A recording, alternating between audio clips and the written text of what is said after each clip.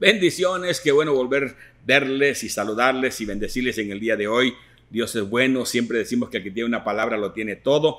Doy gracias al pastor Vladimir, mi gran amigo, y la pastora Esmeralda por hacerme parte de esta academia de obreros que existe aquí en esta iglesia llamada Apollos Academy. Una academia donde capacitamos, enseñamos gente. Apollos Academy cada día está capacitando a los futuros hombres que van a cambiar el reino y van a ganar San Salvador. Así que les bendigo en el día de hoy, les saludo y vamos a la palabra. Hemos venido estudiando la vida del apóstol Pablo, de cómo se convirtió, cómo Dios se le reveló, el proceso que tuvo que pasar, porque siempre enseñamos que los obreros sepan esto y hago hincapié, que es el proceso lo que hace a un hombre de Dios. Si un hombre de Dios no es procesado aún en su vida de pecado, imposible es que Dios lo pueda usar en la vida ya convertido. Saulo de Tarso era un criminal, era un hombre muy malo, pero cuando Dios le cambió el corazón, oiga, aquel hombre se volvió en uno de los grandes apóstoles que habla con tanto amor, con tanta bondad, y aprendemos de él cómo confrontar, cómo corregir los errores. Nosotros que somos obreros de Dios, cómo confrontar a una persona, cómo él pudo cambiar su carácter y pudo fluir en el espíritu y reprender y exhortar y al final siempre recordarse del trabajo, del granito de arena que cada persona hace, que nunca se puede pasar por alto. Si no fuera por toda la gente que trabaja en el ministerio no fuera completo. Así que damos gracias a los que barren, a los que cuidan, a todos los que trabajan, porque gracias a esos pequeños elementos la iglesia se hace grande y poderosa. Así que vamos a la palabra de Dios y vamos a estudiar en este momento la primera epístola de Pablo a Timoteo. Como usted sabe, Pablo llamaba a Timoteo su hijo en el Señor. Timoteo era un joven griego que Pablo lo ganó para el Señor, lo procesó, lo enseñó, anduvo con él en varios viajes misioneros y llega el momento en que en su juventud, oiga, este hombre creció tanto en su fe, porque cuando uno anda, hay un dicho que dice que al que buen árbol se arrima, buena sombra le cobija. Y Timoteo anduvo cerca del apóstol Pablo. Así que en la carta que Pablo le escribe a Timoteo, fue escrita alrededor del año 64. El tema principal es la remoción de las falsas doctrinas. Timoteo, como pastor joven, tuvo, oiga, la experiencia de que muchas doctrinas falsas se metieran en la iglesia y tuvo que tratar con las doctrinas falsas. Tuvo que Pablo motivarlo en lo que era la preservación del culto público y del liderazgo apropiado en la iglesia, ya que la iglesia debe tener un liderazgo apropiado que en verdad represente los estándares de lo que es el evangelio de Dios. Las palabras claves que él usa en esta epístola de Timoteo es interesante verlas. Habla de la diligencia. Y este es uno de mis textos favoritos. Ahí en 2 de Timoteo 2:15 dice: procura con diligencia presentarte a Dios aprobado como obrero que traza bien la palabra de verdad y no tiene de qué avergonzarse. Entonces, la palabra diligencia, vigilancia, fuerza y compromiso son 4 palabras muy importantes que Pablo le dice a Timoteo. Tienes que ser diligente, tienes que ser vigilante, tienes que tener mucha fuerza y tienes que tener un gran compromiso para poder cumplir con el ministerio. Como vemos en el trasfondo del libro, en su primer viaje misionero, Pablo y Bernabé predicaron en Listra, ciudad de Liconia, y tuvieron éxito en medio de la persecución. Parece que durante ese ministerio, una judía gentil con el cual tuvo a Timoteo quizás único, una mujer judía llamada Loida y su hijo Eunice se convirtieron a Cristo. Entonces Eunice estaba casada con un gentil con el cual tuvo a Timoteo. Quizás único hijo, evidentemente. Timoteo había sido instruido en la religión judía, pero su padre había sido rehusado que fuera circuncidado. Una estrecha relación se desarrolló desde el principio entre Pablo y Timoteo. Cuando Pablo regresó a Listra, en su segundo viaje, halló a Timoteo, que era miembro de la iglesia y muy estimado entre los líderes ahí en Iconio. Bajo la dirección del Espíritu Santo, Pablo añadió a Timoteo a su comitiva apostólica. Como iban a estar trabajando entre judíos, Pablo le recomendó a Timoteo que se circuncidara, no porque fuese necesario, sino para no ofender a los judíos en vista de que su madre era judía.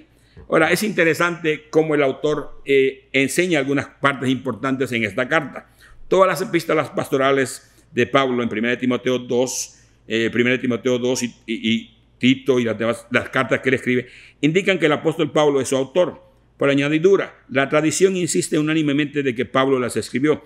Sin embargo, muchos especialistas cuestionan esta afirmación sobre la base de varias dificultades. Las epístolas pastorales incluyen palabras que no parecen ser palabras que pertenecían al apóstol Pablo, de tal manera que mucha gente trataba de contradecirlo. La respuesta obvia al problema de armonizar los relatos sobre los viajes de Pablo en las cartas pastorales de los descritos del libro de los Hechos, en el que Pablo fue liberado de la prisión romana, que describe en Hechos y continúa su ministerio durante varios años más. Hay una sólida evidencia de los escritos de los líderes de la iglesia primitiva que confirman esto. Durante este periodo de continua actividad, Pablo escribió 1 de Timoteo, 2 de Timoteo y Tito. Después fue de nuevo arrestado y escribió 2 de Timoteo durante su segunda epístola desde Roma. La mención de ancianos, obispos y diáconos en las epístolas pastorales no quiere decir que existía una jerarquía episcopal o religiosa, lo cual obligaría a fechar estas epístolas en una época posterior a la de Pablo. El apóstol designó ancianos en las iglesias durante su primer viaje misionero, y lo aprendimos en Hechos 14:23, y saludó a obispos y a diáconos en las cartas que él escribió a los filipenses, aún más en diferentes lugares, en una forma abrumadora. Es evidente que disponía siempre Pablo un saludo para cada persona que él ponía en las iglesias. La fecha exactamente en que se escribió la carta fue cuando fue a Éfeso en el año 63, y vemos que esta carta la escribió el apóstol Pablo. El propósito principal de la epístola de Timoteo es alentar. Oiga, qué bueno, siempre hay una carta que te va a alentar. La carta a Timoteo en la difícil tarea de enfrentar los errores doctrinales y prácticos de la iglesia de Éfeso y darles instrucciones sobre las responsabilidades pastorales y las cualidades y deberes de liderazgo en la iglesia que estaba pastoreando el joven Timoteo. El contenido, la tarea de Pablo encomienda a Timoteo a que va a tener grandes dificultades. Por eso se sintió la necesidad de escribirle una carta de instrucciones sobre cómo enfrentar el problema. En ella le dice cómo combatir a los falsos maestros, cómo organizar el culto de la iglesia y cómo tratar prudentemente con las distintas clases sociales en su seno. Todo ello junto a la enseñanza de la fe apostólica y afirmación en una vida ejemplar. ¡Qué tremendo! Oiga, como líderes tenemos que aprender de tratar a la gente prudentemente y con respeto. No a todos se puede tratar por igual. La aplicación personal de la carta siempre tenemos que verla. Esta carta no solo estaba guiada a Timoteo en el cumplimiento de sus responsabilidades como líder cristiano, sino que ha servido de manual para pastores a través de toda la historia de la iglesia y aún para nosotros. Una clara lección se destaca en las instrucciones de Pablo a la iglesia, que debe contar con un ministerio bien preparado, profundamente devoto y totalmente consagrado. No puede haber gente, que no esté capacitada para servir. Aún más, los ministros deben mantenerse en contacto permanente con Dios a través de la oración y el estudio de la Biblia. El pastor debe primero nutrir su propia alma con la palabra de fe y buena doctrina, y entonces enseñarle a los creyentes lo esencial de la vida cristiana, practicando la santidad en su propia conducta que debe guiar a una congregación como pastor de esa iglesia. Entonces es interesante ver todo lo que Dios tiene que decir. Ahora, Cristo es revelado, como dijimos, en todo lo que Pablo escribía en sus cartas. La deidad de Cristo es evidente ahí en esta carta, que coloca en una misma altura al Dios Padre, donde proclama su soberanía universal, su naturaleza eterna. Jesús es una fuente de gracia y de misericordia, quien le encargó al apóstol Pablo y lo preparó para su misión. Cristo es el Señor, Salvador, el cual se dio a sí mismo por rescate de todos nosotros. En virtud de su obra redentora, Cristo es el único mediante Dios y los hombres. La vía de acceso a Dios es el que se encargó, él mismo. Mientras tanto, el Señor es nuestra esperanza, y la promesa de su retorno es un incentivo para la fidelidad en el servicio y la pureza de la vida cristiana. El Espíritu Santo no puede faltar nunca en todas las enseñanzas. Pablo siempre dependió de que el Espíritu Santo fuera parte de lo que Dios tenía que decir. Y es interesante lo que vemos ahí en lo que Pablo habla del Espíritu Santo ahí en 1 de Timoteo. Son raras las referencias directas del Espíritu Santo, pero su acción se pone en manifiesto desde que nació la iglesia de Éfeso. Lo vemos en Hechos 19, 1 al 17. Las apelaciones en el capítulo 2, verso 1. Sus oraciones que solicitan la ayuda del Espíritu Santo. En Romanos 8, 26 y 27. La afirmación de que el Espíritu Santo claramente está presente en nuestra vida. En el capítulo 4, verso 1, subraya la continua actividad del Espíritu Santo y la receptividad del Pablo a sus manifestaciones. Pablo le recuerda a Timoteo el don que había sido dado mediante profecía, una cualidad especial para que el desempeño en el ministerio recibiera como carisma. El Espíritu Santo le fueron impuestas las manos. Además, un buen testimonio supone también el líder lleno del Espíritu Santo, como sucedió cuando fueron designados los primeros líderes de la iglesia. Pablo le recuerda a Timoteo cómo Dios trató con él. Ahora, cuando vemos toda esta introducción, vamos a ver el bosquejo de lo que en sí trata la carta. No es muy abundante, vamos a tratar de ser muy claros para poder enseñarlo. El bosquejo y el contenido tiene una introducción. En la introducción hay 4 cosas importantes en la introducción de esta carta. Hay una salutación, hay un encargo personal al propio Timoteo, hay agradecimiento y hay reafirmación del encargo. Oiga, qué tremendo. Pablo te saluda. Inmediatamente le da los encargos a Timoteo de cómo debe ser su ministerio y su conducta. Le agradece por las cosas que está haciendo y la reafirmación del cargo. Cada vez que estamos en un seminario enseñamos, si usted va a ser pastor, va a ser líder, siempre salude a la gente. Oiga, siempre encargue a la gente que haga las cosas bien. Sea agradecido con la gente y más que todo reafirme siempre. No te olvides de hacer lo que tienes que hacer. No hay mejor cosa, como dijo alguien, mejor es medir 2 veces y cortar una vez y no medir una vez y cortar 2 veces. Mejor mida 2 veces y corte una vez para que entonces la gente entienda. Entonces vamos a estudiar entonces esta primera parte del bosquejo, lo que es la salutación, el encargo de Timoteo.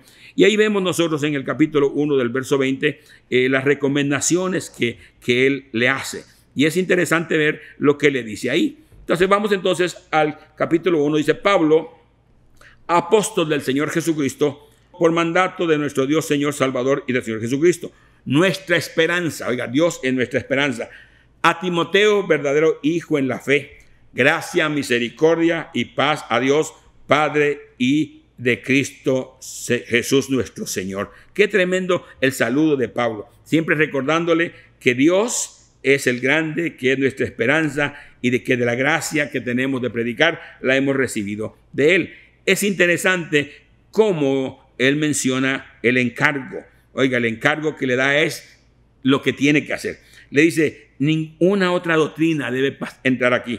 Como te rogué que te quedases en Éfeso cuando fui a Macedonia, para que mandases a algunos que no enseñen diferentes doctrinas, ni presten atención a fábulas y genealogías interminables que acarrean disputa más bien que edificación de Dios, que es por la fe. Así que te encargo ahora. Oiga, ¿qué encargo? Tienes que ponerte fuerte contra todas esas falsas doctrinas que entran en contra de la iglesia. Y sigue diciéndole algo más tremendo y le dice ahí en el verso 5: pues el propósito de este mandamiento es el amor nacido del corazón limpio y de buena conciencia, de fe y no fingida. No podemos fingir nada, tenemos que hacerlo todo de corazón. Y es interesante cómo sigue diciendo ahí en el verso 6, le dice él: de las cuales cosas, desviándonos algunos, se apartaron de la vana palabrería, porque hay gente que le gusta oír, oiga, en vez de predicar la palabra como está, le gusta leer un texto y hablar tanta basura, tantas cosas fuera de contexto, que si lo que es vivo y eficaz es la palabra de Dios. Por eso a mí me encanta enseñar la palabra, porque es la palabra la que da vida, es la palabra la que transforma, es la palabra la que cambia, es la palabra la que edifica, es la palabra que te va a producir todo lo que tú quieres. Y la palabra debe ser, oiga, una palabra pura. Dice el verso 7: queriendo ser doctores en la ley, sin entender ni lo que habían ni lo que afirman. Oiga, qué pena es tener que hablar de cosas que uno ni entiende ni afirma. Entonces es interesante cómo sigue diciendo: pero sabemos que la ley es buena si uno la usa legítimamente, conociendo esto, que la ley no fue dada para el justo, sino para los transgresores, para los pecadores y desobedientes, para los impíos, para los pecadores, para los irreverentes, los profanos, los particidas y matricidas, para los homicidas. Para ellos es la ley, porque la ley termina condenándolos a ellos, para los fornicarios, para los sodomitas, para los secuestradores, para los mentirosos, para los perjuros, para cuantos se opongan a la sana doctrina, para ellos es dado la ley. Y el apóstol sigue amonestando y sigue diciendo esta gran verdad. Y en el verso 11 dice: según el glorioso evangelio de Dios bendito, que a mí se me ha sido encomendado. Y dice siempre, hay que darle gloria a Dios en todo lo que hacemos. Si alguien te elogia porque predicaste bien, dale la gloria a Dios. Si luce bien la camisa, dale la gloria a Dios. Oiga, no cojas la gloria para ti. Aprende, Timoteo, a darle gloria a Dios todo el tiempo. Mira lo que le dice en el verso 12. Doy gracias al que me fortaleció en Cristo Jesús nuestro Señor, porque me tuvo por fiel poniéndome en el ministerio. Fue Dios que le plació ponerme aquí, habiendo yo sido antes un blasfemo, un perseguidor, un injuriador, más bien fui recibido a misericordia, porque lo hice por ignorancia e incredulidad. Pero la gracia de nuestro Señor Jesucristo fue más abundante con la fe y el amor que es en Cristo Jesús. Me encanta lo que dice el verso 15. Palabra fiel y digna de ser recibida por todos es esta, que Cristo Jesús vino al mundo para salvar a los pecadores, de los cuales yo no soy el último, de los cuales yo soy el primero. Oiga, Pablo sabía que a él lo había tocado el evangelio, que a él lo había cambiado, que a él Dios lo había llamado, y le daba gloria a Dios por eso. Y es interesante cómo sigue diciendo ahí. Y sigue diciendo él ahí claramente que en el verso 16, pero por esto fui recibido a misericordia, para que Jesucristo mostrase en mí primero toda su clemencia, para ejemplo de los que habrían de creer en él para vida eterna. Por tanto, al Rey de los siglos, inmortal e invisible, al único y sabio Dios, sea el honor, la gloria por los siglos de los siglos. Qué tremendo como Pablo, oiga, mueve a Timoteo a hacer todas estas cosas. Y sigue diciendo claramente otras recomendaciones que tiene que hacerle. Tienes que reafirmarle en el cargo. Timoteo, no te dejes intimidar. Timoteo, por más joven que seas, no te dejes empujar. Te reafirmo en el ministerio que Dios te ha llamado. Y en el verso 18 dice: este mandamiento, hijo Timoteo, te encargo, para que conforme a las profecías que se hicieron antes en cuanto a ti, a que milites por ellas la buena milicia. Pelea como buen soldado, manteniendo la fe, una buena conciencia, desechando la cual naufragaron en cuanto a la fe algunos, de los cuales son Emineo y Alejandro, a quienes entregué a Satanás para que aprendan a no blasfemar. Entonces, Pablo, ¿qué hace aquí? Motiva a Timoteo. Oiga, como discípulos que somos y como alumnos que son ustedes de Apollos Academy, también les doy el mismo consejo. Oiga, peleen la buena batalla, militen con ella, manténganse firmes, mantengan una buena conciencia. Oiga, no se dejen confundir, no se salgan del camino, sean los mejores discípulos que Dios quiere tener en esta iglesia con paz. Ahora es interesante la otra parte del bosquejo, donde vemos nosotros que el apóstol da instrucciones especiales a la iglesia sobre lo que es el culto, sus oficiales, sus funciones en relación con la verdad. Es muy importante. Oiga, la carta está completa. Hay instrucciones sobre el culto, sobre sus oficiales, sus funciones en relación con la verdad. Y ahí en el capítulo 2, verso 1, mire lo que dice. Vamos a leer del verso 1 en adelante y vamos a ver hasta el verso 13 las cosas que el apóstol tiene que decir sobre toda esta gran verdad. Y ahí en el capítulo 2 del verso 1 hasta el 16 vamos a leer algunas grandes verdades. Y mire lo que dice ahí. Dice: exhorto ante todo que se hagan rogativas, oraciones, peticiones y acciones de gracias por todos los hombres, por los reyes y por todos los que están en eminencia, para que vivamos quieta y reposadamente en toda piedad y honestidad. Porque esto es bueno y agradable delante de nuestro Señor, de nuestro Salvador, el cual quiere que todos los hombres sean salvos y vengan al conocimiento de la verdad, porque hay un solo Dios y un solo mediador entre Dios y los hombres, Jesucristo, hombre, el cual se dio a sí mismo por rescate por todos, de lo cual dio testimonio a su debido tiempo. Para esto yo fui constituido predicador y apóstol, digo la verdad, no miento, y maestro de los gentiles en verdad. Dice: a los hombres y a las mujeres de la iglesia también les aconseja claramente, les da sus recuerdos sobre sus funciones y las cosas que tienen que hacer, y le dice claramente cuáles son sus funciones.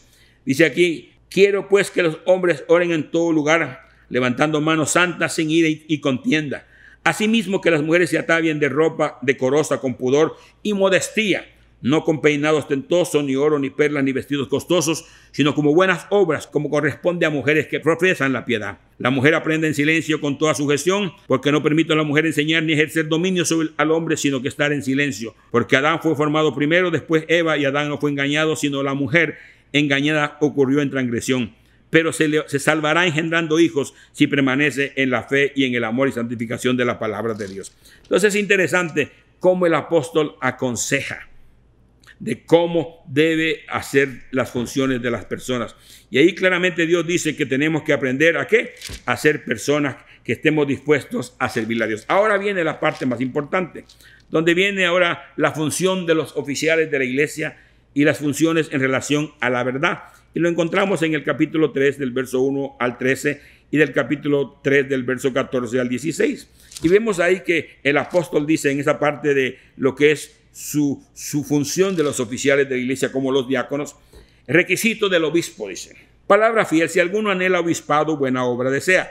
Pero es necesario que el obispo sea irreprensible, marido de una sola mujer, sobrio, prudente, decoroso, hospedador, apto para enseñar, no dado al vino, no pendenciero, no codicioso de ganancias deshonestas, sino amable y apacible, no avaro, que gobierne bien su casa, que tenga a sus hijos en sujeción con toda honestidad. Pues el que no sabe gobernar su propia casa, ¿cómo cuidará la iglesia de Dios? No un neófito, no sea que envaneciéndose caiga en la condenación del diablo. También es necesario que tenga buen testimonio con los de afuera para que no caiga en descrédito y en el lazo del diablo. Es bien claro el apóstol en estas enseñanzas que da. Y sigue diciendo en el verso 8, también dando requisitos para los diáconos, casi igualito. Los diáconos asimismo deben ser honestos, sin doblez, no dados a mucho vino, no codiciosos de ganancias deshonestas, que guarden el ministerio de la fe con limpia conciencia. Y estos también sean sometidos a prueba primero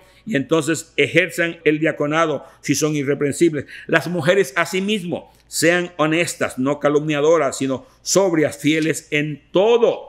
Y los diáconos sean maridos de una sola mujer y que gobiernen bien sus casas y sus hijos, porque los que ejercen bien el diaconado ganan para sí un grado honroso y mucha confianza en la fe que es en Cristo Jesús. Entonces da las recomendaciones de lo que es todo el ministerio. Allá en el verso 14 dice claramente, dando lo que es la función en relación con la verdad, dice aquí: esto os escribo porque tengo la esperanza de ir pronto a verlos, para que si tardos sepas cómo debes conducirte en la casa de Dios, que es la iglesia viviente y columna y baluarte de la verdad.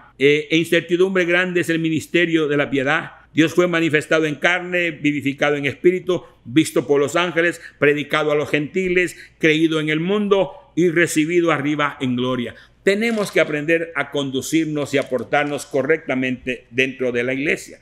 Es interesante lo que habla ahora en el capítulo 4. En el capítulo 4 da instrucciones sobre los deberes pastorales hacia la iglesia como un todo, hacia las distintas clases en el seno de la iglesia. Y vemos ahí en el capítulo 4 algunas verdades, como dije, hacia la iglesia como un todo, hacia las distintas clases del seno de la iglesia. Y vemos ahí en el capítulo 4 y vamos a leer. Y dice así: pero el Espíritu dice claramente que en los postreros tiempos algunos apostarán de la fe. Oiga, diciendo lo que va a pasar, escuchando espíritus engañadores y doctrinas de demonios, por la hipocresía de los mentirosos, que teniendo cauterizada la conciencia, prohibirán casarse y mandarán abstenerse alimentos de Dios. Creo que para con acción de gracias participen de ellos los creyentes, los que han conocido la verdad. Porque todo lo que Dios creó es bueno y nada es de desecharse si se toma con acción de gracias. Porque por la palabra de Dios y por la oración todo es santificado. Da la instrucción bien claramente. Cuando habla de las distintas clases de senos de la iglesia, mira lo que dice en el verso 6. Si esto enseña a los hermanos, serás ¿qué? Un buen ministro de Jesucristo, nutridos con la palabra de la verdad y la fe y la buena doctrina que has seguido. Desecha las fábulas, Timoteo, y de viejas ejercítate con la piedad, porque el ejercicio corporal para poco es provechoso, pero la piedad para todo aprovecha, pues tiene promesa de esta vida presente y de la venidera. Palabra fiel es esta y digna de ser recibida por todos, que por este mismo trabajamos y sufrimos, aprovechamos, porque esperamos en el Dios viviente, que es el Salvador de todos los hombres, mayormente a los que le creen. Esto manda y enseña. Esto manda y enseña. Me encanta lo que le dice al final de las instrucciones del capítulo 4. Dice, ¿cómo debes comportarte? Ocúpate en el ministerio. Como hombres de Dios y como discípulos de Apollos Academy, tenemos que ocuparnos en el ministerio. Tenemos que atender la casa, tenemos que trabajar. Pero si somos llamados al ministerio, tenemos que ocuparnos en el ministerio. Y es interesante lo que dice, ninguno tenga en poco tu juventud, sino sé ejemplo de los creyentes en palabra, en conducta, en amor, en espíritu, en fe y pureza. Entre tanto que voy, ocúpate en la lectura, la exhortación y la enseñanza. No descuides el don que hay en ti, que te fue dado mediante profecía por la imposición de las manos del presbiterio. Oiga, qué tremendo. Les recuerda cómo fue ungido y cómo fue llamado. Y sigue diciendo en el verso 15, ocúpate de estas cosas, te lo recomiendo. Permanece en ellas para que tu aprovechamiento sea manifiesto a todos. Ten cuidado de ti mismo y de la doctrina. Persiste en ello, pues haciendo esto te salvarás a ti mismo y a los que te oyeren. Y aquí hago un hincapié. ¿De qué sirve que prediquemos? ¿De qué sirve que hablemos si no vamos a cumplir la palabra de Dios? Y termina el bosquejo hablando sobre el capítulo 6, el capítulo 5 y 6, de cómo debe ser el trato que debe de haber en la iglesia, mantener la fe y pelear la buena batalla, presentarse siempre a la iglesia. Le dice, no reprendas al anciano, sino exhórtale, ámale, honra a las viudas verdaderas que son viudas. Le dice, honra a los ancianos, cuida de ellos, no pongas bozal a aquel que quiere predicar. Y termina en el capítulo 6 dando un consejo tremendo donde dice, guarda la verdad. Dice, todos los que están bajo el yugo de esclavitud, tengan sus amos por dignos en todo, para que no sea blasfemado Dios. Y le dice, oiga, trata de evitar la codicia. Pero al final le dice, hey, la buena confesión. Le dice, mas tú, hombre de Dios, huye de todas estas cosas. Sigue la justicia, la piedad, la fe, el amor y la paciencia y la mansedumbre. Oiga, y le da el consejo tremendo. Pelea la buena batalla de la fe. Échale mano a la vida eterna, la cual asimismo fuiste llamado, habiendo hecho la buena profesión delante de muchos testigos. Te mando delante de Dios, que da vida a todas las cosas, y de Jesucristo, que dio testimonio de la buena profesión delante de Poncio Pilato, que guardes el mandamiento sin mácula ni reprensión hasta la aparición de nuestro Señor Jesucristo, a la cual a su tiempo mostrará su bienaventurado y solo soberano Rey de reyes y Señor de señores, al único que tiene la inmortalidad, que habita en la luz inaccesible, a quien ninguno de los hombres ha visto ni puede ver, a la cual sea la honra y el imperio de los siglos y los siglos. A los ricos de este mundo manda que se comporten bien. Y al final le dice, guarda la fe, oh Timoteo, guarda todo lo que te he encomendado, evita las profanas pláticas sobre cosas vanas y los argumentos de falsas llamadas ciencia, a lo cual profesando algunos se desviaron de la gracia y de la verdad. Bendiciones.